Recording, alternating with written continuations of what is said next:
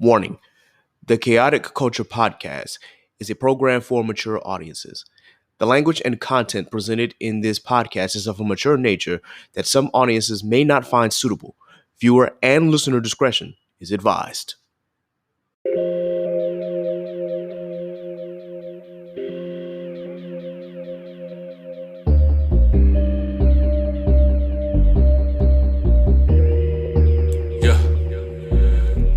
Embrace the culture, blaze the doja, grab your loved ones and bring them closer. Extra, extra, read the poster, the KKP is taking over. Sleeping on me, better smell the Folgers. I've been razor sharp since the Motorola. Off for O, like the cover Oprah. Popping bottles, feet all in the sofa. It's a celebration, though the times is hard. It's raining blessings, give it up to God. Chaotic culture, the greatest pod. With Cat the Pro, the one in charge, but it's a celebration. Times is hard, it's raining blessings, give it up to God. Chaotic culture, the greatest pod. With Cat the Pro, the one in charge. We're living in a chaotic culture.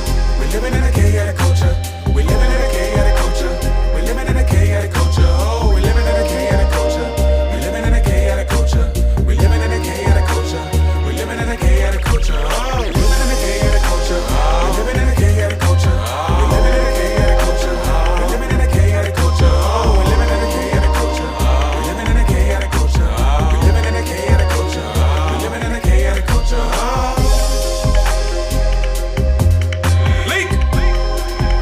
Oh man, oh man, oh man. What a week. What a week indeed. Good morning, ladies and gentlemen. Welcome to another edition of the Chaotic Culture Podcast, the pod where chaos rules and black culture is elevated and embraced. This podcast will deep dive into modern black culture and how millennials and Gen Z can navigate the crazy parts, from finances, music, black business highlights, home ownership, HBCUs, sports, black nerdom, anime, wrestling. We cover all that and everything in between. Live from the 7-5, I am the host and creator of the Chaotic Culture Pod. Boy, Ked the Pro, aka the Calculated Millennial, the Cutlass Diamond, aka Don't Be Pushing on My Buttons in My Cutlass unless you cut, aka your favorite toxic adjacent king. The 843 is me, but VA is where I stay. Actually coming live in the heart of DC. Always chaotic, never toxic on most days. Back again, once again, with your favorite black culture highlights and black culture shenanigans. Now, this week was something in the water. It was a festival that was initially held in Virginia Beach. For those who remember us talking about it a couple episodes ago, we discussed, of course, how I felt going to something in the water.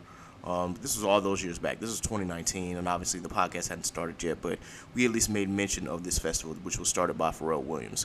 Of course, this was his hometown, so of course the town got first rights to it. But, you know, with his cousin passing, you know, to police violence, and just what he describes as toxic energy by the leaders of Virginia Beach, he moved the festival.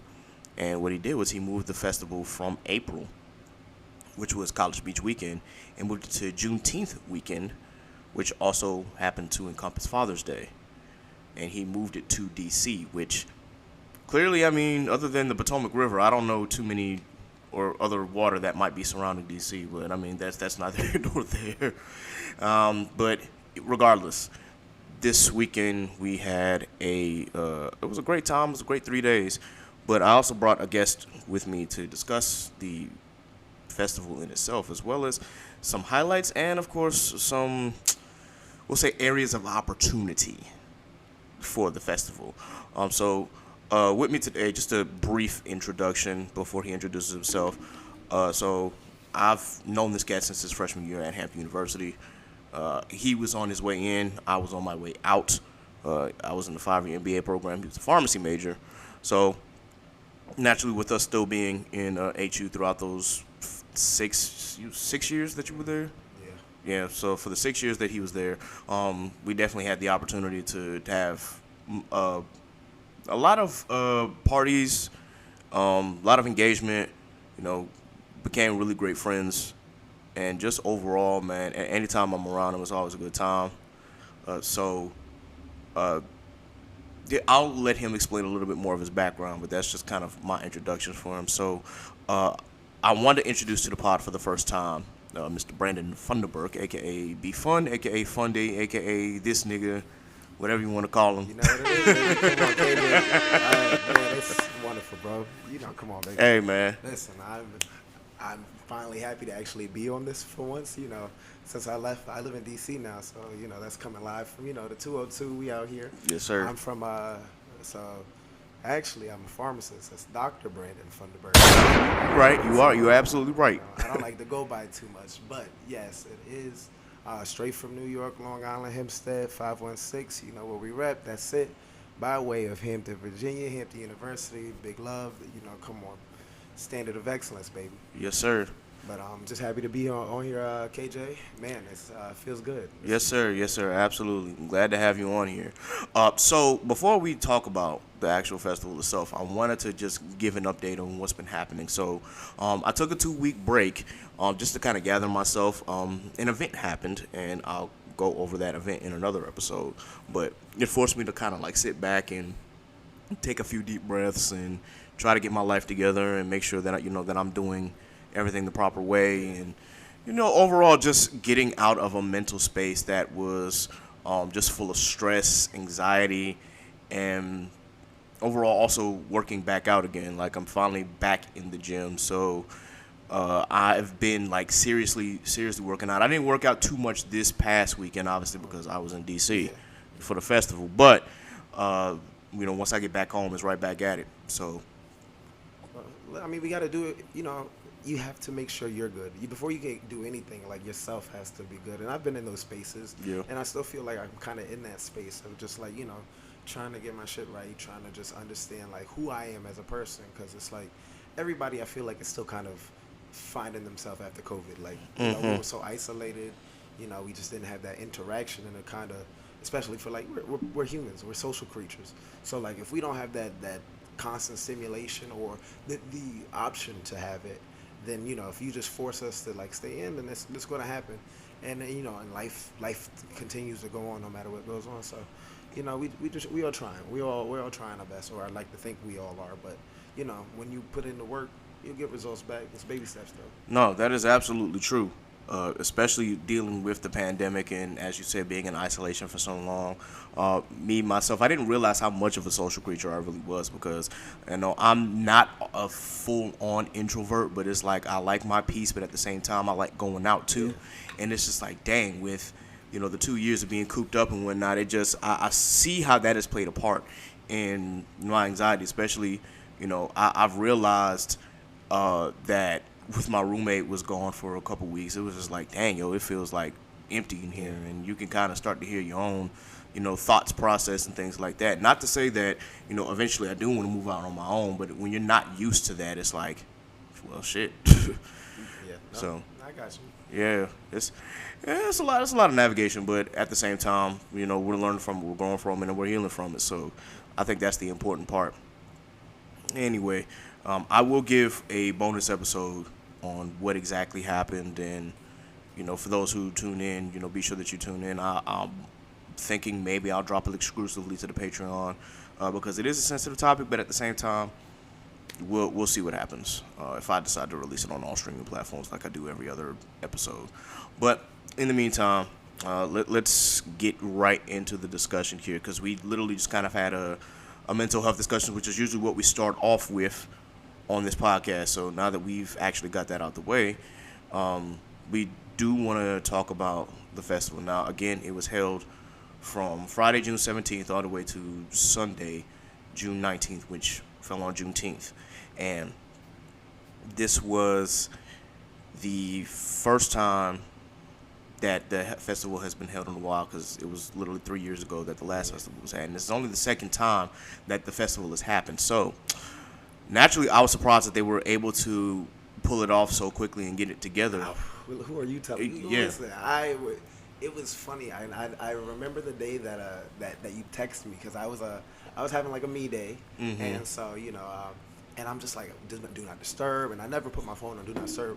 But then I was like, all right, I was done with my me day, and like my phone's blowing up. I got like 10 people calling me, like Instagram. I was like, what? Did somebody die? Like, what's going on? And I was like, see KJ. I was like, KJ hit me up. He's like, hey bro, you see something in the water drop? And I was like, what? Because I was supposed to, I went to the first one in Virginia Beach 2019, and then they were supposed to have it in 2020, but of course COVID happened. Yep. And so I already had tickets for that one. So KJ was like, yo, he was like, I'm going. Like, he's like, yo, can I pull up to the crib? I was like, KJ, you know, KJ is my big homie. From if y'all don't know, this man has literally, he's when he says from my beginning of like my freshman year, 2013. I'm telling you, we did theater together, so that's really how we met. And then after that, like KJ just been the homie ever since. But and I was like, yo, KJ, you know, you good to come here anytime. Like, bro, you got somewhere to stay. And I was like, I'm getting my ticket when that shit dropped Friday. Expeditiously, I got that. So yeah, man. I remember just seeing how it popped up so quickly. It was literally in April, and I'm just on Instagram, and I see something in the water, or posted something, and I'm like, wait, the back? And I go to the page, and I was like, oh, okay. Well, let me go ahead and text a few people to see who was going. And one of the first people I texted was Brandon, obviously. So when he said that he was going, I'm like, well, gotta get my ticket. So thankfully, we took advantage of the pre-sale tickets because I didn't even see the email at first. He alerted me to that, and I'm like, let me go dig it in my email real quick. And sure enough, I saw the Virginia pre-sale. I'm like, yep. See, and I was upset because my pre-sale didn't come, and so like that's my. So I think one of my friends, she was like, oh yeah, I got my tickets already. I was like, how'd you get your ticket? She was like, oh, if you've been to something to water before, you get a pre-sale. I was like, I got my ticket. I went to the first one, and I had a ticket for the second one. And then, but I guess, I don't know, whatever happened, I didn't have it. But one of my homegirls who had went with me the first time, she wasn't going, so I just used her pre-sale code. And I was like, all right, as long as I get it, because I'm not missing out on this.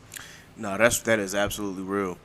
That is absolutely real. So yeah, when I saw that pre-sale, I was like, yeah, let me go ahead and grab this joint. It was expensive, I think. After taxes, mine was just like almost $400, but we got tier 1, right? Yeah. See, I got tier 2, so I paid probably about. I think I paid about close to $450. Okay. Like if you break it down, like $150 a day, it really like, and especially you're there if depending on whenever you want to get there, like you're at least seeing like 5 to 6 big acts. And if you want to see the smaller acts, which is, sometimes you find new musicians that you actually like. Yeah. And then or if you're just there for the ambiance and the experience, like I think that's worth it, But yeah. You got to be ready for it because festivals are no joke. As I've relearned.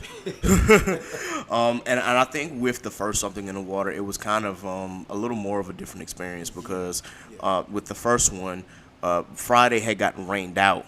And then Saturday, unfortunately, I was voluntold to be a part of a frat event, and at that time I was a brand new neophyte, so of course I'm not allowed to say no. Like I had to go there and be a part of that whole. I believe it was a Delta Sigma Theta. It was kind of like a house party theme. It was at Convocation. It was at HU. Oh, okay. So yeah, I went there, and then I came late to Saturday. I caught a couple of the big performances, which was I think. Yeah, that was Pharrell and Friends, wasn't it? Well, actually came right before Travis Scott. I forgot who performed right before he did. Was that SZA? I think that was SZA. Well, it was so long ago, but first of all, Travis took forever to come out. He did. He So, absolutely did. Yeah. But I do remember that, and then we saw Pharrell and Friends, and then on Sunday we spent all day laying on the beach, listening to everybody that came on the main stage. I'm pretty sure that there were like smaller stages around, but they weren't as well known, at least or they were in venues that we didn't know about, or if we did, like throughout the beach, right? Throughout the beach. Yeah, because I saw some like they had a little carnival or like a Ferris wheel or something like that. Yeah.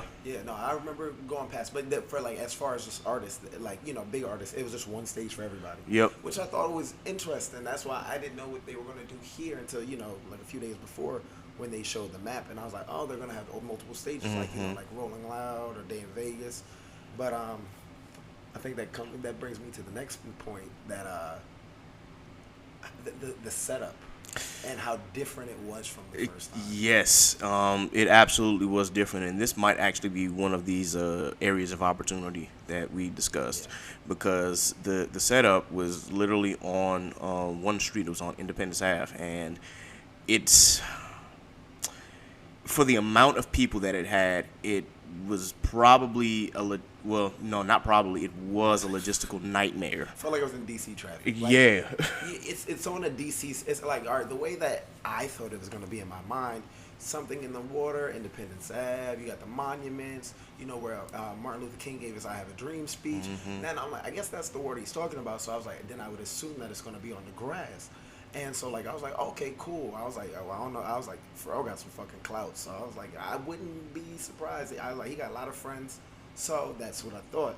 But then when I look at the map, and I'm like, and then hits you a little different when you're like, okay, cool. But when like when we walked in, I was like, so this is how they did it. They used pretty much one main street and then like a few side streets for like the restrooms and stuff. Yep. One of the other stages, but like.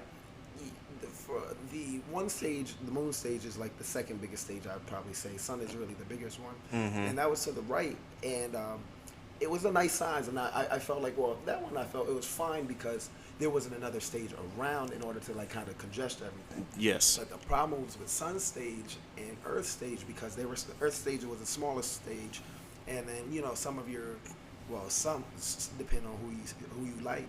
Some of your smaller acts on Earth stage, but when you got like people with a rabid fan base like Lucky Day, he's on Earth stage. That's easily he should have been on the Moon stage, right? And so it's in close proximity to Sun. So now it's like if you've ever been in DC traffic or any major city traffic, it's like bumper to bumper. Like if for me to walk literally across the street, it probably took me about 15 minutes, and everybody's just like kind of pushing, drinks getting spilled. So it's like, oh, you could have did this one a little better, and I don't know, it's probably hard enough to get something that close to the, to the National Mall. But like at that point, I think RFK would have been better. Yeah, I don't disagree there. I believe that RFK would have provided the space, especially for the three stages that the festival did have. One of my friends who I actually ran into on Sunday, she said that she think that the main reason why they didn't do RFK is just because of the surrounding neighborhood, and how that might have congested things even more. Gotcha. But that being said, they definitely could have found, I think, a larger space to encompass the actual festival itself, especially because with the first one having a projected 30,000 fans, and then this one having 50. They said it was close to 50. Yeah, it felt like it. So right.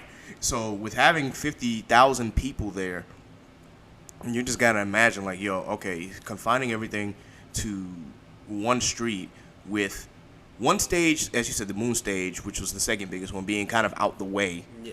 But having Sun and Earth stage in close proximity to each other, it really just congested a lot of things. And then it just trying to get to Sun stage where, of course, you got back-to-back headliners and whatnot. It really made it difficult for you to try and navigate around that. If you had another act that you wanted to see at Moon stage, you probably had to leave early just so you can kind of navigate through the traffic. And then if there was a main act that you wanted to see that has, as you said, a rabid fan base, you may not get as close to the stage as you want to because just everybody is there. So you're stuck in the middle of where the drink vendors and where the food vendors are, and you're just like, we just kind of standing here. I'm just here, and it's a city block. Like, and DC streets aren't particularly big. Like, they're very, they're usually one way. Like, I mean, you can either one way or it's just like one lane on each way.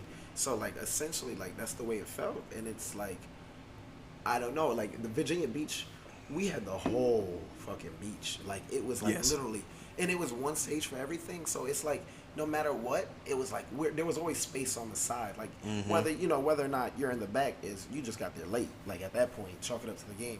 But like it's just like the ambiance, the whole vibe, everything was so different. Here, I mean, and I appreciate DC for even doing this. But like, what do you think of this idea? Next, like say if he does continue to do this every year, right? Different spots in the DMV. Honestly, I would kind of be okay with that. Yeah, like, and do like a proper like festival ground, like because Maryland and Virginia, they have plenty of them. But like, granted, I understand like, ideally, we would love for it to be in Virginia Beach. Like, I would go to, if it was in Virginia Beach, I would go every year. Yeah. But I can't guarantee that I'd probably go to DC again unless if it's going to be at RFK, that's fine because they do Broccoli Fest and like Broccoli Fest is cool, but it's a smaller festival. Yep. You're going to do something this big, so RFK can handle it. They definitely can. But like just kind of switch it around. Who knows? Maybe throw in a Baltimore or or anything. Just try to switch it up. But No, I wholeheartedly agree. I wouldn't mind traveling to Baltimore to do that. And as you said, anywhere in the DMV, pretty much just find a festival space that can actually host the kind of festival that you want to have, especially if it's going to be something that big. And, I haven't been to Broccoli Fest, but if Broccoli Fest can handle it, I'm pretty sure something in the water can as well. It's just KJ. They had I went this past year for Broccoli Fest. Mm-hmm. They had a Ferris wheel there. They had food vendors. They had like Ciroc tent. Like it was like it felt like it was too much space for what they were doing. Wow. That's so like, and I was like, it was cool. But the only thing that sucks, from what DC locals tell me, that this is my first year at Broccoli Fest. They say it rains every year, and it's a 2-day festival. It's not 3 day, but they say it rains every year. So I'm like, all right, if Pharrell's gonna continue Juneteenth, doing it on Juneteenth weekend, then I'm like, yo, RFK I think would be such a nice idea, and especially like. I can imagine with like being on a city block, there's zoning permits and stuff you have to get. Like that's why, in my opinion, a lot of artists were late. Like especially that first day, like the sets were so off. Yeah. And like I wanted to see Skepta, and then it was like Skepta came on way after all the headliners, and so it's just like, oh man, like I didn't even know. And I wish things would have been at least at minimum updated in the app or whatever. But the app was a good idea. I think apps. If you ever go to a festival, like you always want to get that festival app. It gives you maps, gives you everything in there. And like I do festivals, so like I'm like, put me on the planning committee. I fuck that shit. Hey, no, I feel that, man. I definitely feel that. So here's to hoping that something in the water will actually kind of find a way to have better logistics. Yeah. I think that's what it boils down to. And as you said, the app was actually a great idea because it gave us the map, it gave us performance times, it pretty much gave us alerts if you needed it. Told us about told us when the last train, like if we metro the first 2 days, and like it told us it was like last train leaving in 30 minutes. We were like, oh, time to fucking bounce. Yep. Yep, absolutely. And let's kind of go into the details of what happened on Friday. So Friday was the hottest day. Oh my God, of the festival. Yeah, it definitely was. And see, we got there a little bit around the 5 o'clock time period. So we weren't there at the hottest part of the day, but it was still hot. Yeah. We got there at the point where Tierra Whack was performing, and she was late, as everybody else was. Yeah. Because our friends we were with, they wanted to see Tierra Whack, and I was like, I want to see her too. But like, there were so many other people I wanted to see, but because I wanted to see Sid, I think they wanted to see Tierra, I wanted to see Sid. Yeah. And then like, when we had got there, by the time we got there, we were technically supposed to miss her set, and she just started walking on. While we got there, we're like, oh shit, they're at minimum 45 minutes to an hour late. And then Sid came out a little late, not terribly late, but a little late. And it was just like, and once you're late like that, the whole day is pushed back. Yeah, pretty much. And then after Sid, we bounced to Black. Black was. Ooh, that was a 10 out of 10. Yeah. And I think we missed part of the beginning part. Yeah, we did miss the beginning, but we came in like right towards the middle or towards the tail end of it, and it was still a very good performance. Wow. And I know you talk about plenty of music on this podcast. Like, so for Black, like, I feel like sometimes R&B singers don't kind of do the best in like a big concert, like the festival settings. I feel like sometimes their voice, they're singing, so unless you got a powerful voice, and then like some of our artists, like I love Sid to death, but I don't feel like she's not necessarily a powerful singer. She's like I'm seducing you, like, and like she has a beautiful voice. But like with Black, what I was surprised, because like Black really has more of a nonchalant flow, like kind of a voice, but like the way he executed it. It was like whether they changed up the way the song goes, say if it's a slower song, to kind of give it a little bit more tempo. So like you're like, yeah, I can fucking bounce to this. I thought he was a 10. I only got to see it like about half of it. 10 out of 10. I loved it. Black, excellent job. No, you make a very astute observation in regards to Sid's performance versus Black's. They both have like sultry voices when it comes to singing or performing, but I think the way that Black modeled his performance and the way that he shaped it, he was able to get the crowd energized, and that's kind of what you want, especially in a festival setting. You want your crowd to be engaged with you. And if you want to play like songs that are slow, I've always thought about it, just because like I'm such a music person that I'm like, if I were going to do this, and I'd say like some of my best songs are slower songs, then let's find a way to work it, like work it to make it sound to keep the energy in the crowd there. Yeah. You know, because I felt like at times there was like, you know, if she's just singing to us, then there's a lull. Like, you know, it's like that hypeness goes away. And I think that's like what we come for. That's what we want as a festival, as opposed to now, if I'm just going to a concert to see Sid, I know that only real fans are around, and that's what I expect. At a festival, they're like, oh, well, what set's on right now? And so, like, I don't really listen to them like that, but I'll go. Right. Speaking of, we ended up, like, I guess, hearing a part of Quinn 92's set while we were kind of taking a break and waiting for Lucky Day. Is that the one that was going on forever? I know his was going on forever, definitely. Like, cause I turned and I looked at him like, yo, he's still performing. But do you listen to him? I've never listened to him before. I've never listened to Quinn 92. I know about him, but I just never actually got the chance to like sit down and listen. So I will say that on Earth Stage, as a result of everybody being behind, we thought that we were catching Lucky Day, but turns out we were catching Toby and Wigu. I always mess up his name. Toby and Wigu. That's how you pronounce it? I believe it's either Nwigu or Nwigue. I can't even. That's the tongue twister. Yeah, but we caught a part of his performance, and granted, I mean, it wasn't bad. It just wasn't what we were expecting. We just like, cause I kept saying like, yo, is this Lucky? This can't be Lucky Day, and I'm looking up, and I see, I use my camera to zoom in. I'm like, that's not Lucky Day. That is Toby. And at that point, I think he had Pharrell on stage, right? Yes, and he did. I'm like, that's why I was like, maybe it's Lucky and Pharrell. I was like, and I'm not, a terribly big Lucky Day fan or Toby fan. So like for me, I got over there and I was just like, who's up there? And like the crowd doesn't know either. Like because I guess the screen wasn't working or something, or it just wasn't working for that set. So like everybody's just confused. We're like, this should be Lucky Day's time, but it's not. It was that one was a little bit of a mess. I'm not gonna lie. Yes. Earth Stage definitely was a mess that whole time because, as you said, we ended up missing Skepta. Then on the Sun Stage, Moneybagg Yo, which we were talking with friends during that time that he was performing, and then we saw part of Lil Baby's performance, which, of course, we were still talking with friends around that time. And then our friend group kind of split up because some of our friends wanted to see Usher at the end, and then the rest of us went to see Anderson .Paak. Cool, buddy. And I'm like, I can't be mad at either one.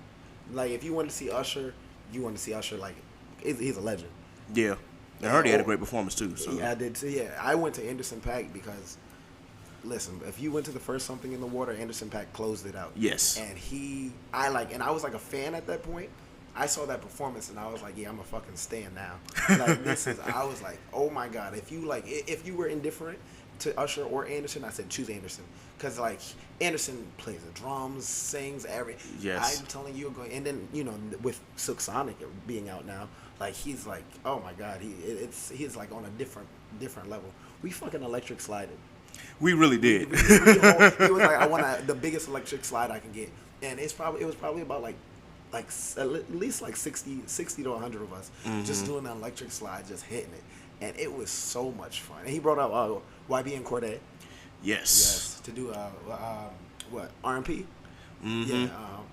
Yeah, man, that was the big surprise for us that night. Because when he started singing, I was like, I thought in my head, I'm like, Cordae lives in this area. Yeah, I was like, he's from the DMV. Yeah, so I'm like, I wonder if he's gonna pop out. And sure enough, he did, and I went stupid. I was just like, yes! I was like, yeah. My nigga is out here. All right, cool. So yeah, it was an absolute great performance.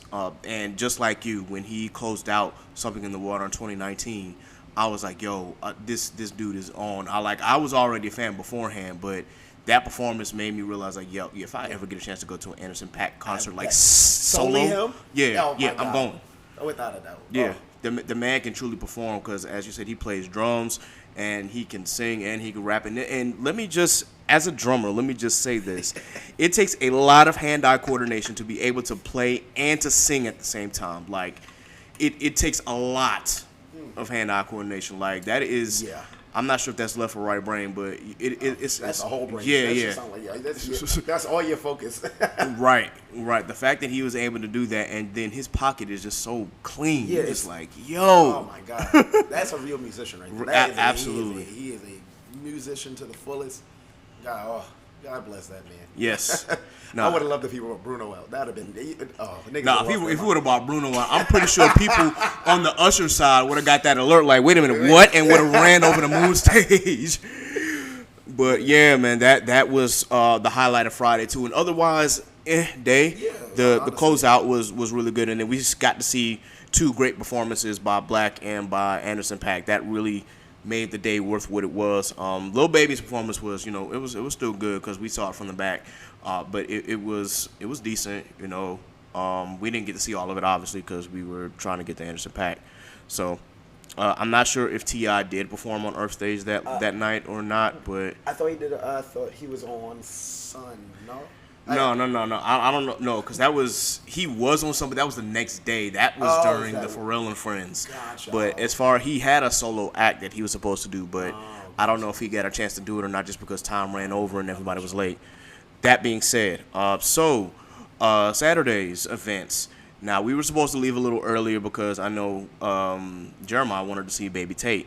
Didn't get that opportunity. We came in right as Chloe and Halle, and Jid were about to perform. Now, I love Chloe and Halle, but I had to go see Jid. You gotta see it. Especially if you've been rocking with Jid for a long time. Yes. And I've been a fan since the beginning.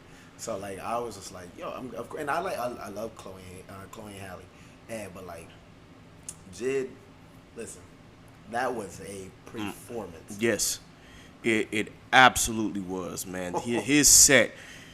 Oh my gosh. Now, just some other things that might have happened in the lead up to Jid's performance. Now, unfortunately, because I wore the wrong type of shoes and I had not been in that environment in so long, of course my ankle swelled up like a balloon. So I'm sitting here trying to ice it throughout the morning and in the afternoon and taking ibuprofen trying to get it to go down. Yo, come on. I could barely put any weight on it. And then I just said, finally, I was like, man, you know what? Fuck it. I put on the shoes that I know were going to be good walking shoes. And I was pretty much limping for most of the day. I rode a line bike or Uber all the way to the train station. Everybody else was white. It's 10 of us. We were rolling deep. And KJ, we were like, where the fuck KJ go? And KJ come out riding a bike. We were like, nigga, where did you? KJ I just happened to find one over there. So KJ's just slowing his face out. I was like, well, that's good for you. I was like, I know you struggling. You used to see my man's was going through it. Yeah, that was.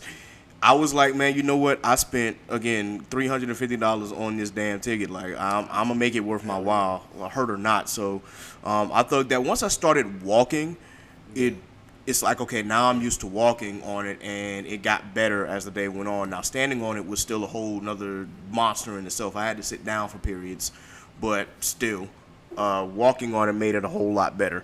Now, we got to Jid, and as we said, Jid's performance was absolutely incredible. My main reason for going to see Jid is, one, I've been following him since the beginning as well, but two, he's also a Hamptonian as well. Granted, he didn't graduate because, my freshman year, he got out by 5. Some unfortunate things happened, but that's neither here nor there. He came back. This is my first time seeing him, live, and, yeah, his performances was absolutely incredible. And I will say this as someone who digs deep into rap, not everybody can rap fast and do it live and enunciate and sound clear. Yes. And what? Jid did his thing. Absolutely. And then the mosh pit, I definitely was in the mosh pit. That mosh pit was a real mosh pit. Let me tell you, we were going through it. And we were joking with KJ. We were like, well, KJ, we know you can't jump in, so you can't go in this mosh pit. So we made KJ our weapons valet. So we were like, everything, we were like, all right, KJ, you gotta have to hold this for a second. And then at some point, I think we lost KJ in the mosh pit. But then we was able to find that. Yeah, I backed up to the lamppost. I'm like, I'm gonna back up and I'm gonna let y'all, I'm gonna let y'all rock. I'm gonna still, throw an arm fist in there and pump my fist and shit like that. But I'm like, yeah, I definitely can't hop around today. So. I watched the mosh pit. That was a crazy ass mosh pit that y'all did. Dog, especially when Stick came on. It was like, yep. Oh my God, what? Yeah. Stick. Oh, yeah, no, Jid. Yeah, no, 10 out of 10. Absolutely. 10 out. From seeing that, I was like, I don't even know what else is gonna happen today, but I was like, I was more than satisfied with this. Yeah, he had a great performance. Afterwards, we stuck around for most of Ray Sremmer's performance while one of our friends, Marion, went to see Mariah the Scientist. No, I think Snow. Was it Snow? No, she went to see Mariah. I think a couple of our other friends might have went to try and see Snow, but right, I had no interest in seeing Snow Allegra. I'm sorry, because I know that, as you said before, there are certain kind of performers that you want to see live at a festival. And Snow, granted, I listen to her music, but it's like I kind of don't want to see her in that environment. Yeah, no, I feel that. So, that being said, Ray Sherman, I like Ray Sherman got some hits. Like they got it's not and like Ray Sherman makes good music. Like I for all intents and purposes, it's good hype music. And then what's it called? Why can't I even remember their names right now? You talking about Sway Lee and Slim Jimmy? Sway Lee has an amazing voice. Like he can actually do it. Slim Jimmy just got the fucking energy. So like they both of them together. Like that's a combo. So I was like, I think Slim Jimmy jumped off the stage at one point. Yeah, he did. And he got crowd surfed. He did. Okay. And so fun fact, I had to go there because love you, Pop, if you ever do listen to this. But like so my dad my dad's about 62 now. Okay. And so like I used to joke about it. So one day, I went to Hampton. I come back and like my dad, I used to always listen to rap and stuff. It's not like my dad doesn't like rap, but like he's more of like funk, like like that's his same as my dad. So like I come home and like I'm in my room chilling at home and I come home for the summer and all I hear is I ain't got no type. I was like, who the fuck is listening to Ray Sherman in the house besides me? And I go downstairs in the living room and my dad is watching like all Ray Sherman videos, like I'm telling you, interviews, everything, like wow. And like my dad's a big TV like media person, mm-hmm. and I'm like, Dad, what is going on? He was like, I don't know, I like these guys a lot, like I love the, and I'm telling you, my dad is a Ray Sherman fan, and so I was like, if I ever get the opportunity to see them live, so I was like, holy shit, so like, and it was Father's Day yesterday too, so like I recorded most of like their set. I'm getting videos from other people mm-hmm. and sent to my dad on Father's Day. He was like, this is it. He was like, thank you. I was like, yes. Okay. That's what's up, man. That's what's up. But they were lit though. Yeah, they were. At that time, we thought it would be a good idea to head over to the main stage because we wanted to see Uzi. But that's when we ran into those logistical problems. It didn't work out too well. Yeah, and it just ended up being so crowded for Lil Uzi because also after Lil Uzi on the Sun stage, we knew that Pharrell was coming after him. So it was just like, oh my gosh, trying to get to Uzi, we stood right in the middle of the intersection because we couldn't go any further. Then what ended up happening is that we tried to also, well, one of our friends, I believe Trey, wanted to see John Baptiste, but it didn't work out. And then we ended up, I guess, going to Earth Stage to kind of get out of the crowd while Uzi was performing, and we ended up in Bad Brains. That was fun. I had a lot of fun. And I sat for most of the performance, but I was still like jamming. I was like, because it was a mix of rock and reggae. Yeah. And that was fun. I mosh pitted too. I mosh pitted again, and I was like, I didn't know them, but clearly not too many people knew them, but like some did. And like I was just raging with like the 30 people that were like real fans, mm-hmm. and that was a lot of fun. And I love me a good rage, so you don't have to tempt me with anything. Yep. But So they made good music though. I'm not gonna lie, I would check them out. Yeah, their music was very enjoyable, and then at that point we left to try and see what we could do as far as navigate getting into Pharrell. So I know that you stepped out to the bathroom. I don't know where you ended up standing, but then I found the girls. Oh, okay. So you found the girls. Gotcha. So it was myself. I forgot one of y'all other friends' name, just like that. Dang, but it was myself and Trey. I believe was Chemo with you at the time? Chemo was me and the girls. Okay, yeah. So then it was Jeremiah was with us. Yeah, okay. So we found ourselves in the middle, right in front of where they hold the spotlights and whatnot. Gotcha. And honestly, I think with the crowd of people, it made it seem like it was a lot further away than it usually is. But then when you get like all the folks cleared out and whatnot, it's not that far away from the stage. But depth perception, obviously. We stayed for Pharrell and Friends, and he ended up bringing out first Noriega for 2 hits, then did a couple hits himself, then brought out T.I., and then ended up bringing out his son, Damani. And I didn't realize who it was at first, but then I looked, I'm like, is that Damani? Is that his son? I didn't realize, because I don't listen to his son like that, because I didn't know that. I think I missed him. I think I missed that part. Oh, okay. Because I'm like, you saying it, and I'm like, I was like, I don't remember T.I. at all. I don't think I. Yeah, we definitely remember TR because I recorded a bit of it. So yeah, he brought out his son, and it was interesting to hear because it's like, yo, Damani actually might be more skilled than his dad, like from a bar standpoint. Now, I can't tell you how many hits he's actually can make on his own, but from like pure bars, I'm like, well, he studied under the greats and his dad, so I'm pretty sure like he would have an understanding of. How old is he? He's young. I believe he's 18 now. 18. Okay. Yeah. So maybe I do. Maybe I would. Did you get a video of that one? I don't know. I have to look and see if there's a video if I caught Damani's performance. I think I would. I think I did see KJ. Now that I'm thinking about it, I was like, I don't know who this guy is, but I was like, he's pretty solid. Yeah. Okay. Cool. So afterwards, Pharrell then performed a couple other songs. I'm trying to think, did he bring anybody else out? Justin Timberlake. Yeah, he brought out JT. I forgot about that part. Now that was fun. That was fun. Did he bring out Push? He brought out the whole clips. So he brought out Push and Malice. Oh, okay, gotcha. So yeah, he brought out clips. They performed, and I think that was all the guests. He had less guests than he did back in 2019. And see the difference that I hope he does it the same way he did it the first time.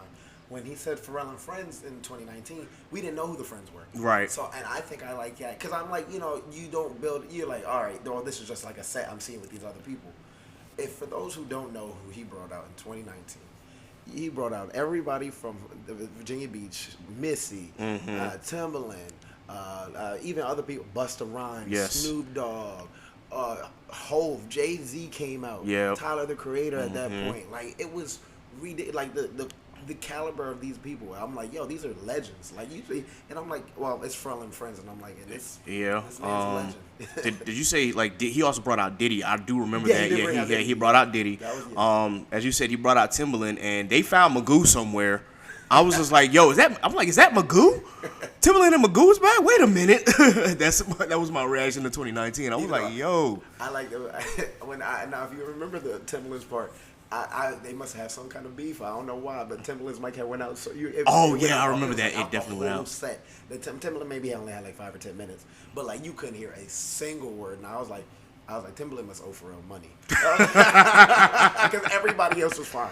Nobody else was a problem. It's just Timbaland. I was like, that's crazy. Yeah, absolutely. So he definitely should do that again. He should really just make it a big surprise whenever he has this set again. I will also say that he's supposed to have 2 other people as a part of this set, but SZA backed out, and I believe Q-Tip backed out because I didn't see Q-Tip at all. They said that in the I think on Friday in the app it said it. So well, and things happen. He because of the anticipation of surprises, he also ended up playing a couple of Kendrick songs, and I was sitting there waiting. I'm like, bro, you just literally played was it Mr. Morale? He played Mr. Morale, and you played All Right. So I'm thinking like, are you gonna bring Kendrick out? Listen, bro, if you would have did it, I would have lost my shit. I would have lost my mind. I would have been like, yes. Yeah. But I realized that probably wasn't going to happen. I'm like, yo, Kendrick just celebrated his 35th birthday, and he was with his family. There ain't no way he was about to catch a red eye all the way out here for that. And then he's about to start. He's getting ready to go on tour. Yeah. So I hopefully, provided everything works out, I'm planning on going to Rolling Loud in Miami. So I will see Kendrick, Kanye, Future, all of them. So fingers crossed, but we'll see. Okay. Job stuff. Word. I'm seeing with my job too to see if I want to see Kendrick up here in DC. So Sunday. So now I know that you had to go to work, so you couldn't get there until at 6. However, my day actually started at around 2. I got out there early because I realized everybody else was not going to get out there at the same time, and I wanted to see Saba.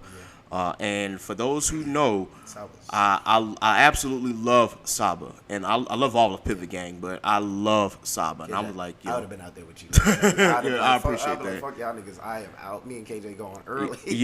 And I got a chance to see Saba, and I wanted to see Blast too, but they were in the same performance slot, so I couldn't do that. Oh no, you couldn't. So Blast is great though. I saw Blast in Day in Vegas, and I was like 10 out of 10. Like he got the body, like his voice. It translates well over a big crowd. Okay, so, that's good. That's good, man. Saba had that performance lit, and it wasn't like a whole lot of people there because again it was still early, and I know a lot of people don't know of Saba just yet. But still, if you haven't listened to any of Saba's albums, look, Bucket List, Care for Me, and A Few Good Things. He got it. He's got some music, y'all. Y'all need to check it out. Like, I literally had Care for Me as, I believe, the top rap album of 2018. It was just that good. So definitely check it out. And a few good things. I have it ranked below Care for Me, but it's still a really good album in it because it definitely touches on more of the less somber side of his reflections. Gotcha. That's the most recent album. Yeah, it's the most recent album. I thought it was more a little bit more upbeat. I think it sounded a little more mainstream. Mm-hmm. But I mean, granted, Saba has a lot of reflection, like self-reflection and stuff. Anyway, but I feel that. Yeah, absolutely. After Saba was Bia on the Sun stage. You stayed for Bia, sir? So I stayed for I was there the first half or the first third. I left in the middle just to kind of get a little bit of a break and get some more water. I ended up listening to a little bit of Skilly Bang, which is, I guess he's more, I don't want to say reggae, but you could tell that there was like reggae / Afrobeats element in his music. And I was kind of like, I don't know if I'm into this. Yeah. Granted, and I'm a big reggae buff, but just, I guess it's his voice. That didn't translate well with me. It was more on the if I had to guess decibels, it kind of sounded like he was holding his nose. Oh, really? Like a nasal. Yeah, it was more of a nasally sound, and I'm like, I don't know if I like that. Okay, yeah, I don't know. Yeah, I think your voice, it's just got to be a certain kind of voice, because like even back in the day, Drake got that criticism a lot. He was more nasal, but like he makes it work. But granted, it depends on the type of music you make as well. Right. So I came back for Bia at the very end, and of course, the main reason I came back because I just wanted to hear A Whole Lot of Money. Okay. Which, yeah, she performed that at the very end, and she did well. Now at the time, the schedule is going as according to plan for everybody. I ended up seeing Earth Gang. Earth Gang was like 10 minutes late, but it was more along the lines of, the musicians. They were live musicians because they used a live set, so they were getting everybody set up because they still ended on time. Gotcha. They, of course, were a great performance. And during my 2-week hiatus, I did go see Earth Gang at the Norva, and they had a great performance there too before they came here. And I ended up rerunning into Doc. So for those who don't know, again, just as I went to school with Jid, even though I never got a chance to meet him because he was out by 5 before, we knew who he was, or before I knew who he was, I did at least have a class with Doc of Earth Gang. We actually did a theater class, and we ended up both auditioning for Dreamgirls. And then because of that audition, even though we didn't stay for Dreamgirls, we kind of backed out because we wanted to do other things I wanted to do other things that were theater-based, and that was when the Battle of the States still could include upperclassmen. So I did that instead, and then when we got finished with that, a friend of ours found us. He's like, I want you and Doc to do a scene together. And if I remember correctly, it was the scene from, if you remember that little book of scenes that Dr. B always had and whatnot, it was one of those. I believe it was the Philadelphia one where everything for the main character was just going wrong because he was stuck in Philadelphia, whereas everything for his friend was going right because he was in a different city. It was in something different. Okay. And then it ended up reversing because the Philadelphia ended up working in the character's favor while the secondary character got messed up somewhere. Gotcha. So we ended up doing a scene together, and so when I went back to him, of course, it took him a minute to recognize me because again he's been on tour for so long and whatnot. But when I told him about the Dreamgirls and that scene, he was like, "Oh, what's good, my nigga?" I was like, "All right, yeah." So we ended up getting a picture together when at the very end after everybody left Norva. But yeah, got a chance to see them perform live again at Sun Station, and as always, him and Johnny Venus, their energy is just so infectious. You could probably not know a song by Earth Gang, but just the energy that they had. Everybody I saw, kind of just like the Anderson Paak, like how you feel that energy from Anderson. Pretty much like their energy and their stage presence. You could just tell everybody was rocking with them. Like I look back behind me because I was at the front of the stage at that time. I'm like, yo, they got way more people out here than I thought. And yeah, they really had an excellent performance. And again, they ended on time. at that moment, I had to get a break because I had to get food. Yeah, so I I had to sacrifice Denzel Curry. I didn't want to stay to see him, but at that point, I was like, nah, I got to get something in my stomach. So got some food, and by the time I got food, of course, his set was actually still going, and that's when things as far as time started to get like lag on the Sun Stage show. So I'm thinking, okay, so a couple of things happened. Either he just had a long ass set that they weren't expecting, or Teyana Taylor's running late and they told him to keep going. Yeah. So while that was happening, I made my way over to Thundercat. Thundercat. Yes, got a chance to experience him for a while. Is this your first time seeing Thundercat live? This was my first time seeing him live. Can I tell you a funny story about Thundercat? I love Thundercat. I enjoy his music.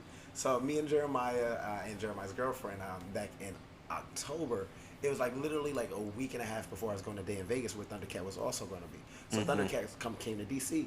So him and his girlfriend had tickets, and like by some miracle they were able to find me like a ticket like literally day of. Wow. And so I was like, all right, fuck it, yeah, I'll go. I was like, I love Thundercats. Now that's when I learned to have to use the word like and love very strongly. I was like, I love Thundercat, yeah, of course. And so like that would have been my first time seeing Thundercat. So I'm like, all right, bet. I learned very quickly that nigga is a real musician. Yes. And so, like, for me, not really, unless you're like Anderson .Paak and you're just fucking high energy. Thundercat is like literally, I'm going to play this fucking guitar like a rock star and just sing with my sweet, sultry, sweet, beautiful voice. But Thundercat is, let me tell you, KJ, we were there for 2 hours. This nigga played 4 songs. Wow. Like when it started. Let's say it started at 8, and by the time like 9:30 came around, 4 songs had been played because he went on fucking 15-minute riffs at the end, and I was like, and like I can only boogie, and like he did like I just wanna party with you, and I love that song. That's a great dancing song. And me and Jeremiah and his girlfriend got trashed before we went out. Really, me and Jeremiah got fucked up, and like it was at what is it, the 930 Club? I think that's the name of it. But anyway, it's not far from here. And so they sell liquor there too. So like, we were like boogieing and everything. And I'm like, yo, I boogied for like 5 minutes straight. And I was like, I can't. And then it got to a point where I was just like, I can't do a full concert of this. Like, I need somewhere else to go to kind of like, all right, he's going on his riff. I'll leave for a second, come back.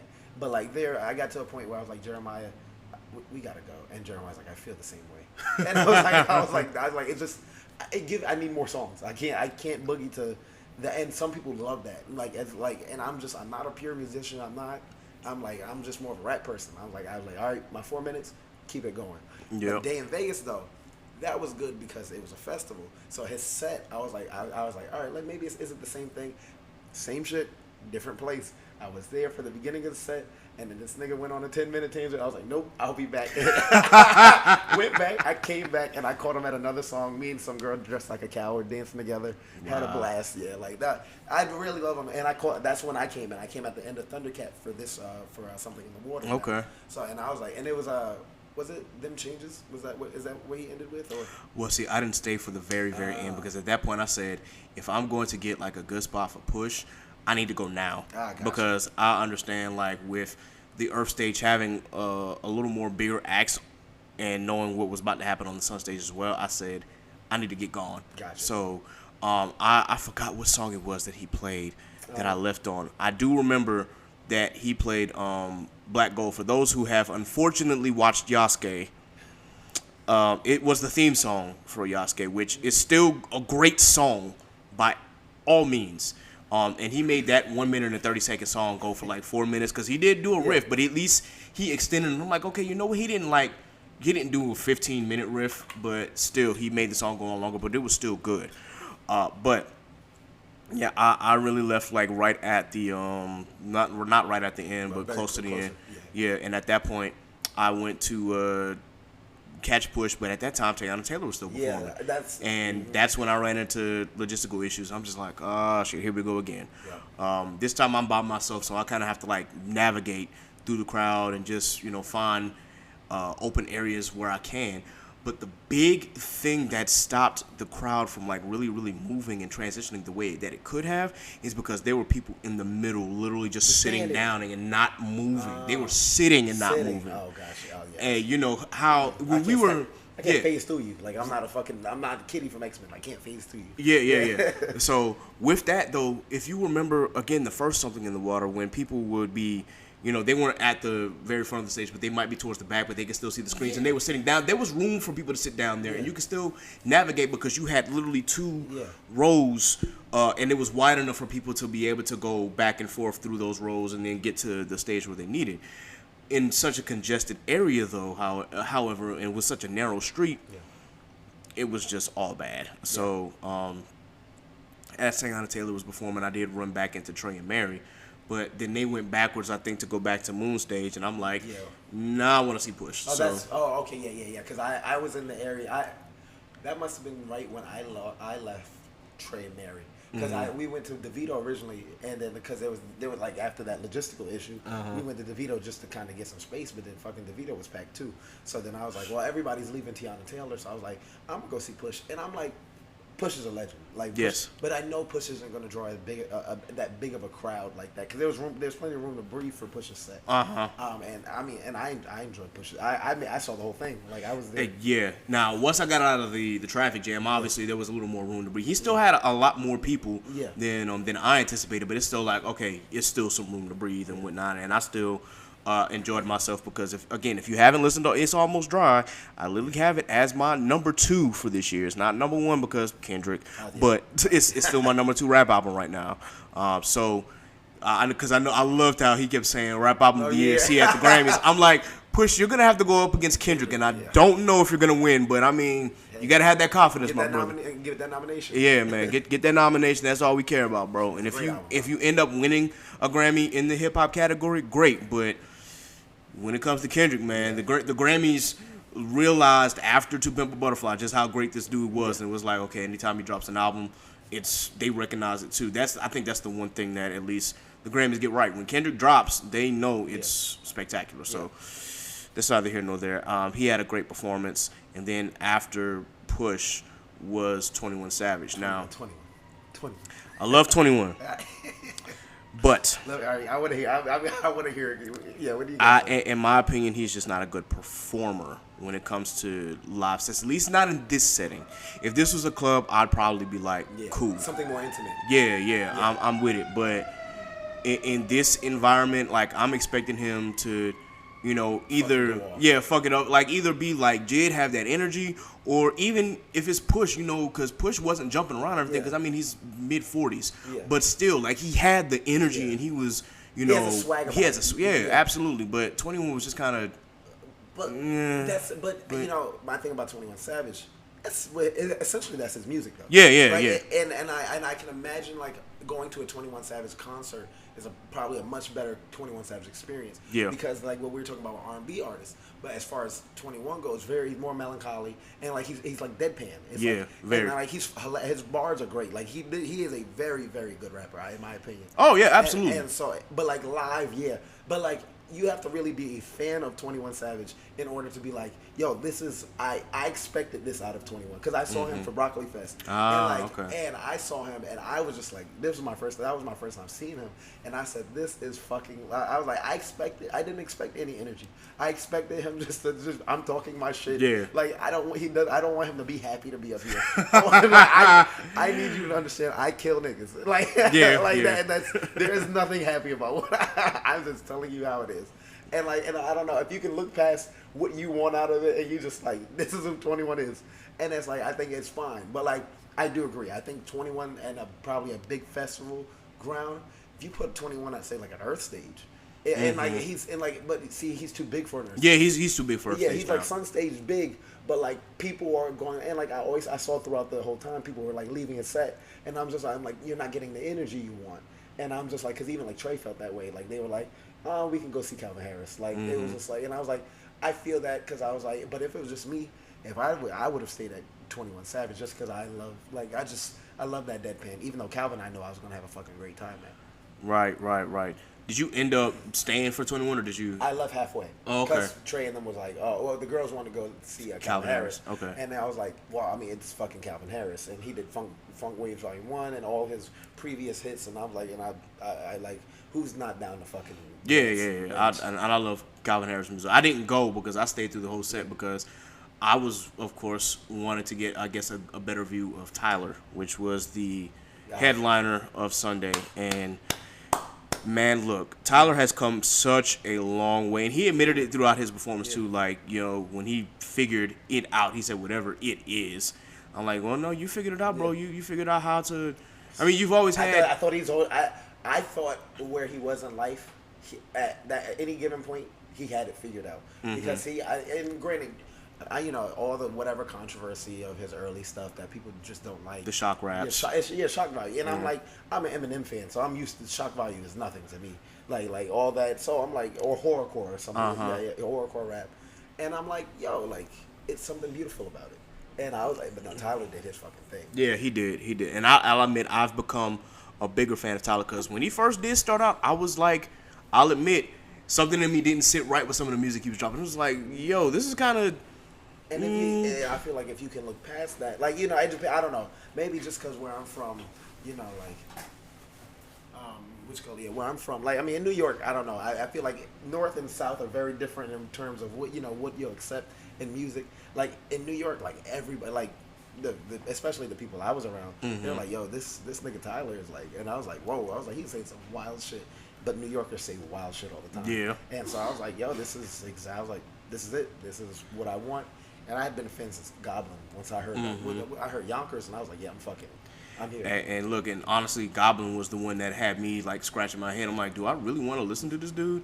It took a while for me to finally get comfortable with Tyler. And of course, at that time, you know, you started to see a change in him as well as a change in his music. And you're like, okay, I can, now that I'm seeing past the shock raps, I can see how great I can see the talent, how great of a performer he is, and how great of a musician he is, and how great of a rapper he is. So I'm like, okay, yeah, I really rock with Tyler now.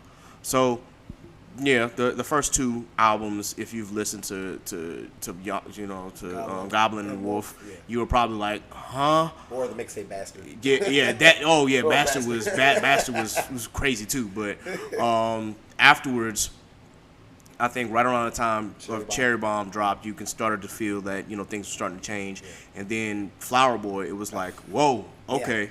He won a Grammy off that shit. Yes. Yeah, I was like, all right, he's here now. Yeah, absolutely.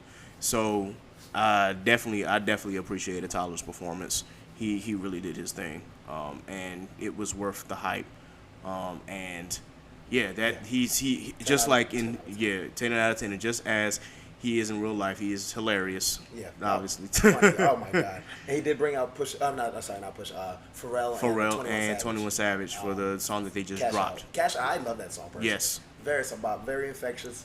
When I heard the beat, I'm like, I wonder if he's gonna bring out Pharrell and 21, and someone next to me was like, yeah, he's about to, just watch. And then I saw Pharrell walking up, I'm like, let me get my camera out. Yep. So, and I knew it, like, I was like, first of all, he dropped it last week. Yep. And I was like, and then they just announced 21 Savage last week, and I was like, oh, they're definitely doing this song. You don't even have to you don't have to tell me, I know what they're gonna do. Yep. So I was like, but no, Tyler is like something. I saw him in Day in Vegas, that was, I guess, besides when he came out the first time in 2019, at the end of Something on the Water as Pharrell's guest.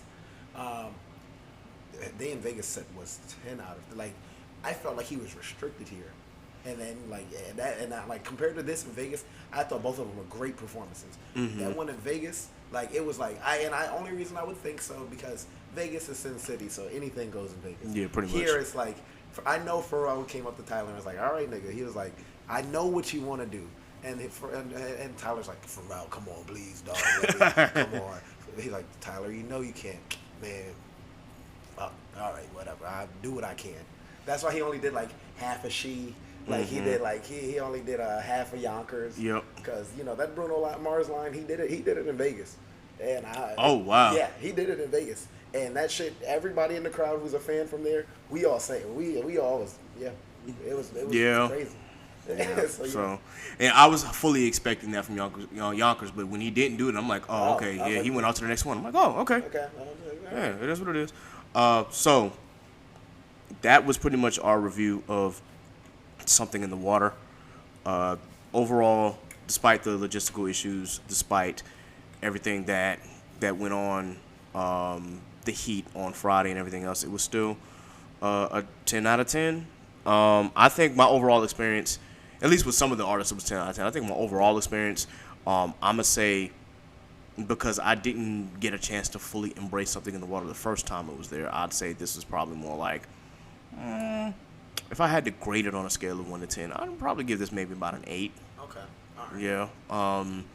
You know, and I think if if we didn't run into the logistical issues, if it was a little more spread out, if it wasn't on concrete, then, you know, obviously I would give it a much better score. But I still enjoyed it, and I would still, if we ever get a chance to do another festival, of course, obviously I would run it back. It just depends on where something in the water is going to be. I think for me, I would probably give it, and I once again, I like fest. I really do love going to festivals. Mm-hmm. So for me, as someone as a frequent person like who does this, I'd really give it probably like a 6 out of 10. Okay. To be honest, and like it just like some of those logistical problems, I'm like, I just wish it was more spread out. Mm-hmm. Definitely, at least I get that, I get the concrete, but like DC streets aren't the most flat streets in the world. Yes. And so I even in Vegas was on concrete, but like when we had parts of grass, they even did some of the fake grass, like we could sit on and everything. Oh, okay. So I mean, I thought the lineup was great. I thought it had a great lineup. It's just you figure out the logistical part, or you put on some festival grounds. Call me, and I'll be there for the next one. Yep. But I don't know if I would do DC again for something in the water. If as long as it's not on that street again. If they do it in DC, but they get a bigger venue, then it's like, okay, I'll reconsider. But yeah, if it's on Independence Ave again, I might be like, I'll probably catch on the next something in the water, because that one was But that being said, I still enjoyed myself despite the fact that there were some artists that were late, and you know, things ran over, and it's a good thing that you were there and you said that you drove, because I definitely would have missed the rest of Tyler's performance had I would have had to catch the train back. When you was like, I'm driving, I'm like, oh no, I'm hopping in the car with you, I'm gonna stay. Because I was mad. I'm like, ain't no way I'm about to miss like the last 30 minutes of this. But because again, Tyler, because of everybody running late and because it took 30 minutes for them to set up, Tyler's actual setup is, you know, why he ran over on himself. But still, overall, I think it was a good experience. And now, if I go to another festival, I'll kind of have an idea of what I want to do. This one, of course, you didn't have to spend that much money because, again, I stayed with my boys. Man, we smuggled many a thing. Yes. Now look, the Chaotic Culture podcast does not.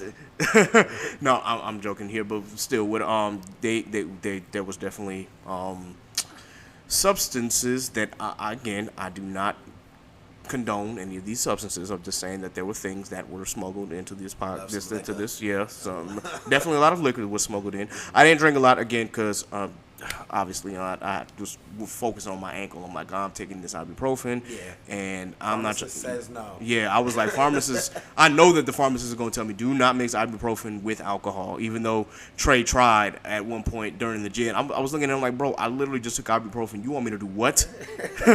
I'm like, if you want me to end up in the hospital, fine, but no, my brother, no, not with a whole pharmacist right next to us. So, I think overall I enjoyed the experience. So before we end this podcast, I wanted to have a quick discussion because the XXL freshman list came out this week, or the beginning of this week. Whatever it is. Yeah, and I will say that XXL it has its ups and downs between years, and this year honestly seems a bit fair. At least from what I've seen. There are a couple artists that I didn't recognize, but there were some artists that I was like, okay, that's fair.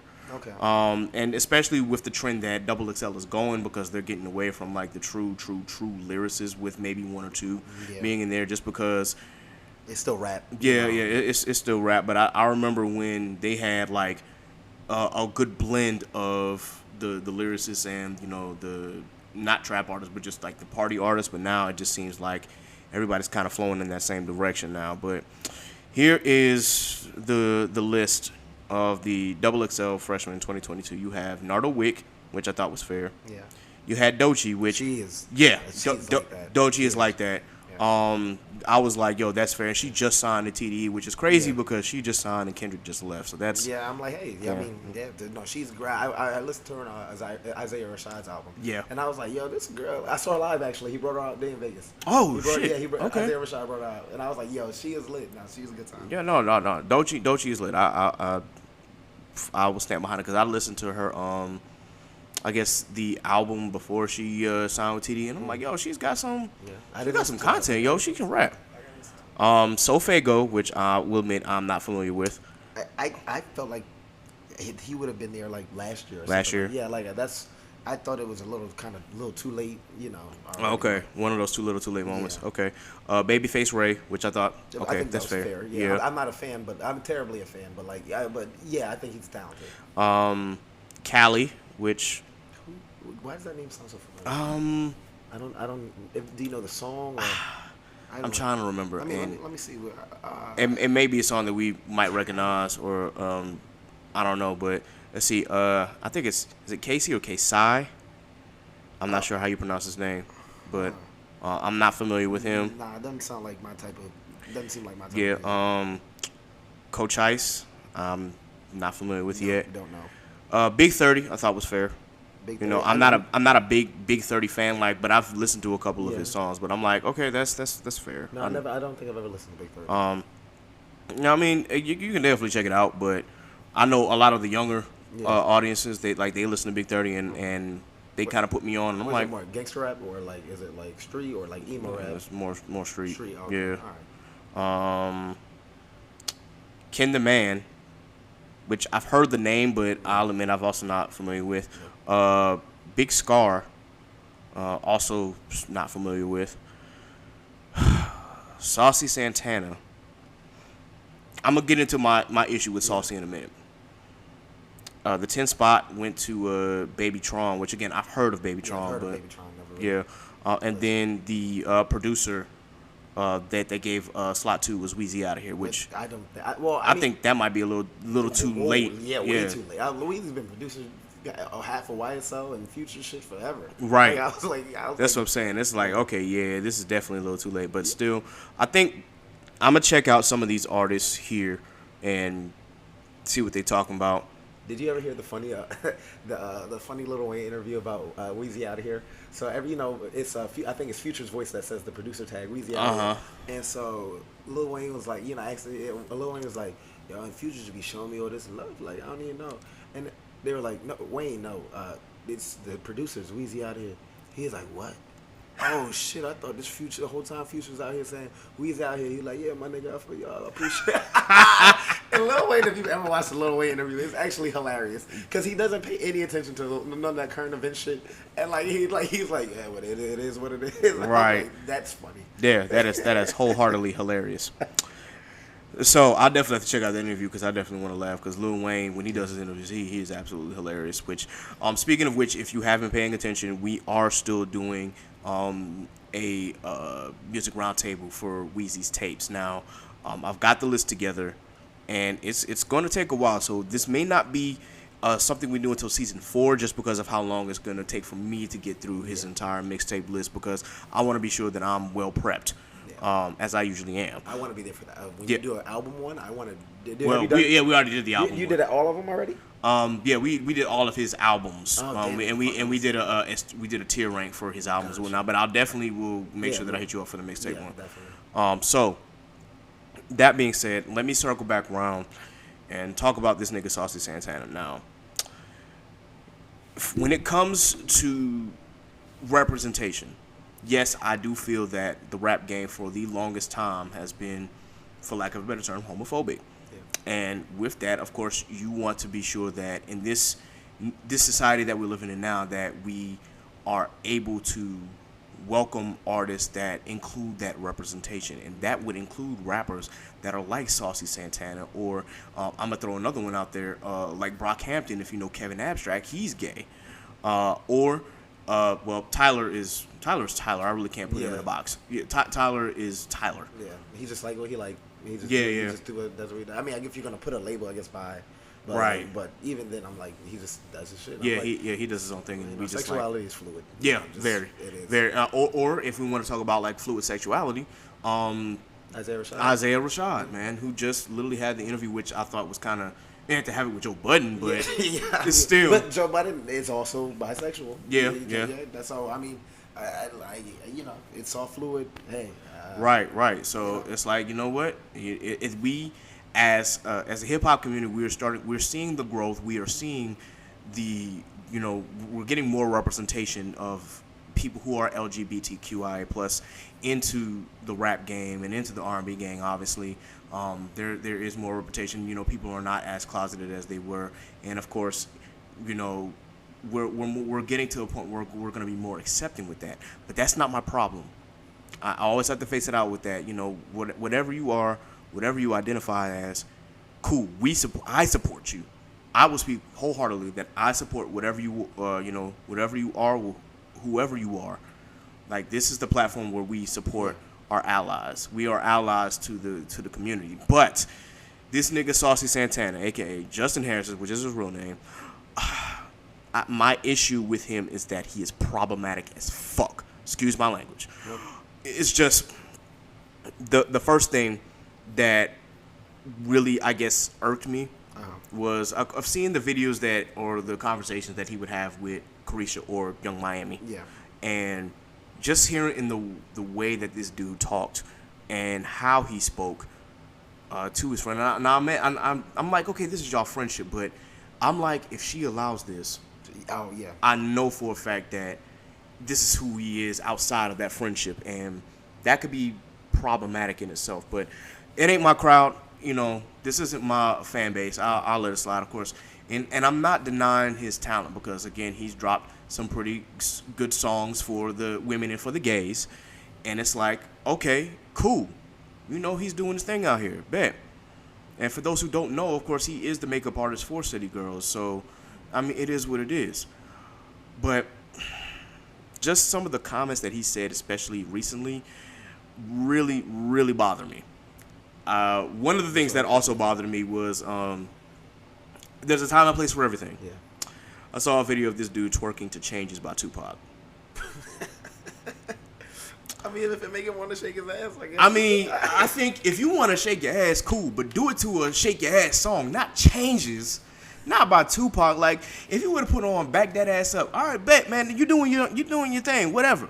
Or if you, I guess, doing it to something like Whistle While You Twerk, okay, cool, the nigga shaking your ass, do what it do. That ain't my crowd, that ain't my stilo, but I mean, this is who you want, this is who you are, cool.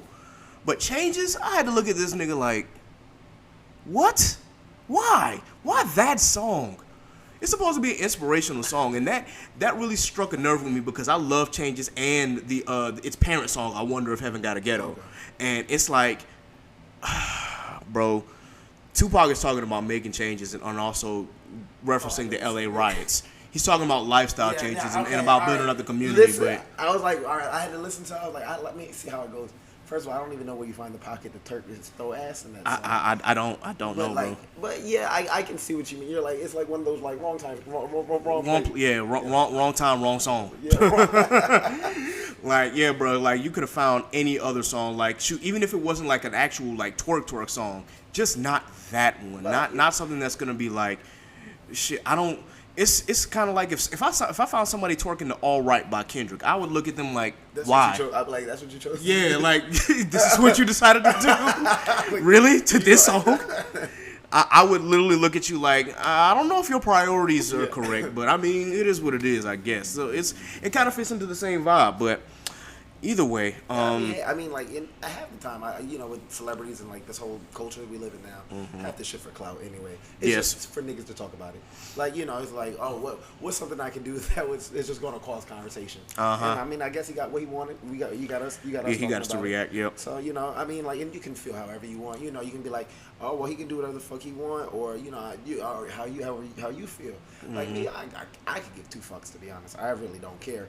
But like, no, I did hear he made some like problematic statements. Oh, yes. And I'm like, I'm not the most up to date person on Saucy Santana, but what did he say? Because I heard like a snippet. The first thing that was on Twitter was they had found old tweets about him, making comments about Blue Ivy. Now, That's right, yeah. that was one thing that people thought, okay, well, you got a performance in Houston, bro. You should at least address it because they're gonna find your old tweets. And granted, they're old tweets, and I understand the stigma about that. It's like, okay, you find old tweets of people who have been problematic in the past and whatnot. You want people to apologize and things like that, but at the same time, for someone who's going to be famous, you just always got to watch how you say certain things.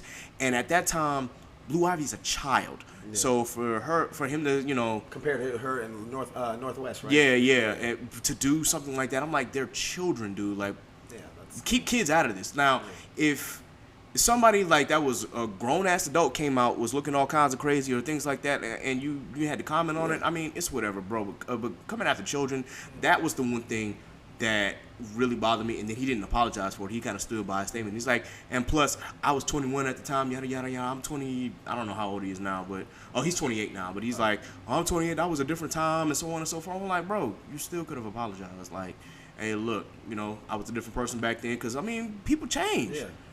But the other comment that he made was that, I think he said something along the lines of, for the gays, and this is a quote-unquote statement, but he was just saying that he could teach a woman how to be a better woman. And I just kind of thought that was very, very problematic. Because I'm like, bro, half of your whole style is based off of women. You literally, like, your whole aesthetic, your body now, your... you came up off of women? Yeah, you can't... Yeah, literally, there is absolutely no way that you just said that, bro. Not... And everybody has their own struggle. Like, women have so many struggles to go through. Yes. Like, you couldn't even begin to know how to teach a woman how to be a woman. My point exactly. Like, come on. No. And at the end of the day, despite the fact that your whole aesthetic comes from women, you are still a man. Yeah. No matter how you cut it, at the end of the day, you are a man. Yeah. Now, a man. Yes. And now, if you come out as a trans woman, that's something different. But even still, the fact that came out of your mouth and you don't identify as a woman, bro, come on now.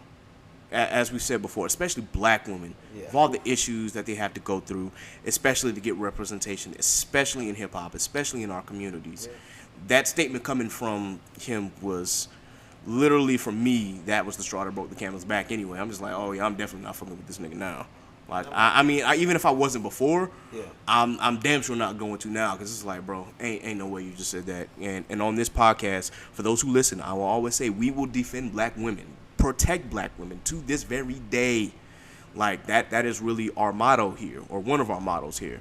So to hear comments like that, it's like, yeah, I can't rock. Yeah, that's, it ain't cool. Yeah, it's fucked. So, maybe this is a learning moment for him. He learns and he, figures things out, or maybe he just stands by his guns and sticks to them and just like, fuck it, this is what I said, I'm gonna do it, and then just hey, that's who you are. You know? And I think the biggest surprise though is that a lot of women on Twitter were talking about it, because it's just like, well, there were some women who enabled this behavior. It's there's always there definitely were, and that's who you keep in your circle. And so you're not going to get any other perspective if you only keep these people. You're just going to get a bunch of enablers. Right. So, if he's got people enabling him to do this, well, I mean, they're making their money. Like, you'll find an audience that will, everybody fucks funny to somebody. So, hey, you'll find somebody that likes the same stuff you want to talk about, you're into, it don't matter. So, No, that's really real. But this is why I always go by the motto that my mom taught me, which was the same from somewhere, but I can't remember. She said, but if you're the smartest person in the room, you probably need to find another room. Yeah. So, because it's always good to get different perspectives, and you always want to be sure that you are capable of learning, so that way you don't stick with the same mindsets, because those same mindsets are what's going to hinder you in terms of your growth. You want to be sure that you're always absorbing new knowledge and using that to your benefit to grow as a person. If you're not consistently growing as a person or as an artist, what are you really doing?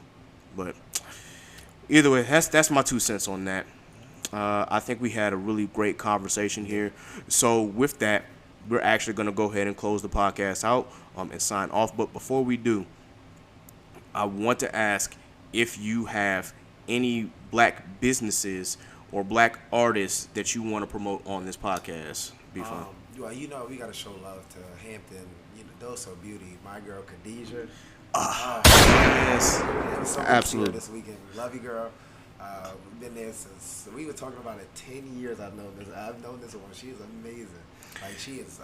I knew so. I was like, when I saw her all those years ago, I was like, she's going somewhere. She is doing big things. And look at her. We're linking up with Pharrell and everything. Mm-hmm. Oh my God! Like, and she's amazing. She's like an amazing person. One of my favorite people in the world. And we from the North. Come on, she from Philly. I'm from New York. North gang, baby. That's it. We do this shit every day. Hey, speaking of which, we ran into Khadijah at the festival on Friday, and it was just so great to see her again because I remember when she first came into the 5-year MBA program, and I even said, I'm like, yeah, she's going to be doing something. I don't know what, but she's going to be doing something at that time. And just to see her growth throughout the program. And then just the fact that, she always still shows love, and the fact that I saw her again, and it was just such a big surprise because, when you have classmates or people who are like, I guess you're kind of like mentors or mentees to and whatnot, especially if you're in a higher classification than they are and they have questions and whatnot, or you were helping teach a class that they had, but then they go on to do bigger things. You're just like, okay, cool, that's what's up, man, and I'm really proud of them. But what really shocked me, just the way that she showed love to me, and it was just one of those things. I'm like, she hasn't forgotten us, and I'm so glad about that because I know that there are a lot of, not saying all of my classmates, but there are a lot of people who just don't stay in contact with us, and it's just like once they've gone on to do bigger and better things, they just kind of, kind of change up. And it's just like, damn, though, but. Deja has never changed up, and I'm so glad about that. And I hope that if this podcast and when this podcast takes off, I'll be the same way. I'm like, I'm never gonna change up on nobody unless you were just being a bitch ass nigga to me. Then at that point, that's a whole nother story. But definitely shout out to them. And we ran into Kirsten Hoyle as well. Shout out to my girl Kirsten. She's also doing big things in DC. Great conversations. Yes. That was fun. They kicked it with us for the better part of Friday night. Mm-hmm. Yeah, for most of it. Most of it. Yeah. Yeah, I think they left right towards the end of Anderson's set. Yeah. So, definitely shout out to them. Too. Do you have anybody else you want to shout out? Let's see. I just can't even think. I'm still trying to get my life together. But I love all my black businesses and everything. Just shop black, keep it good, and just be good. Promote positivity into the air. And that's it. Do your thing. Okay. Yeah, man, that's what's up. So with that, let me go ahead and give the podcast rundown of all the black businesses and black artists that we support here on this podcast. So for podcast shout-outs, definitely shout out Mike Check Waifu, Worst Generation Pod, and Bland Anime Podcast. Those are the 3 anime podcasts that I am Patreon subscribers to. Please be sure that you check out those 3 for your anime consumption. You can also check out the Alt Arc Podcast and Analytical, where shit gets critical. Shout out to all 27 of you guys. And Dad Needs to Talk with Vash. Rob the Father of Vash. Always mess that up. Definitely also check out the Truth and Transparency Podcast, Inside the Mind of the Blurred, The Session with Jay and Trey. They are back. And, of course, Brutal Honesty with Kay Renee. Also, be sure that you check out her books under the pen name Sedona Rose. For our black content creators, shout out to Black Anime and HBCU Anime and The Sundari. All 3 work in conjunction with each other, but definitely check out their YouTube videos. Be sure that you also subscribe on Twitch to The Geeky Gamer and to Akatsuki Kells. Definitely shout out to Icarus Metro Comics and Studio Maho for your manga and comic book related content. For our black artists, always we want to shout out Scoozy. Definitely want to shout out to Fortresses. And, of course, to our big homie, RJ Stackhouse. Definitely shout out to him as far as music. For our black business shout-outs, definitely shout out to Already Paid by Dre, KSS Brand by our girl Christina. Good God, I can't believe I messed it up. Cream Cosmetics by Naima, Mondo for Money by my girl Tremaine, Studio Maho by my boys Pat and Allende again, Concept Moon for Strange Keith, She Designs 2, my girl Erin, Black Magique, and Lit Wands by Lauren and Tierra, and, of course, the H4 Creative Firm from our girl Zenobia. Once again, I definitely want to thank B-Fun for coming here on this platform and doing this episode.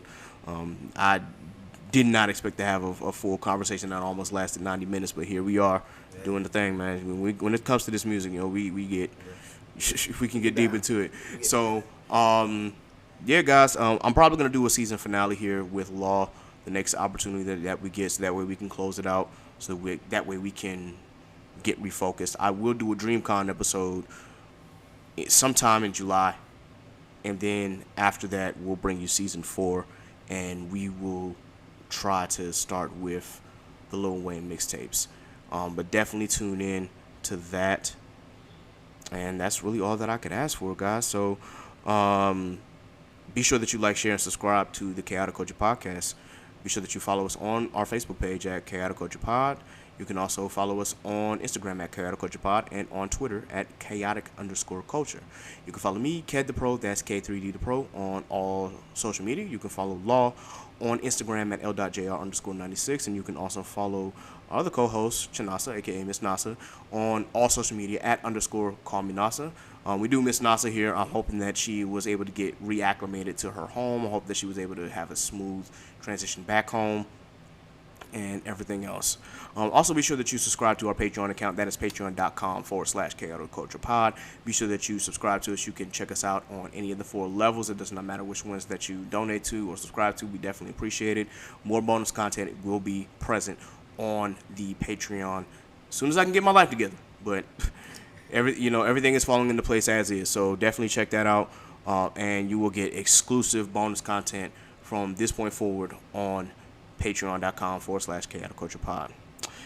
This has been another edition of the Chaotic Culture Podcast, guys. Once again, I want to thank B-Fun for coming up here and giving us a great and a dope episode. Until next time, folks, remember, embrace the culture. Chaos rules. Be blessed, be safe. God is love. Deuces. Look, it's chaos in these streets, so let's talk about it, please. Let's hold some conversation. You see where I'm coming from. Yes, it's so amazing. Go ahead, get comfortable. You can grab a seat, take a load off your feet. Yeah, welcome to the table. We don't tell no lies over here. This ain't no fable. We just live our lives over here. We ain't no angels. We just shine our light over here. We got the power. We just showing love over here. Cause everybody needs some, yeah. And we don't need a reason. Everybody needs some. And we don't need a reason, cause we living in a chaotic culture. We living in a chaotic culture. We living in a chaotic culture. We living in a chaotic culture. Oh, we living in a chaotic culture. We living in a chaotic culture. We living in a chaotic culture. We living in a chaotic culture. Oh, we living in a chaotic culture. We living in a chaotic culture. We living in a chaotic culture. We living in a chaotic culture. Oh, we living in a chaotic culture. We living in a chaotic culture. We living in a chaotic culture. We living in a chaotic culture. Oh.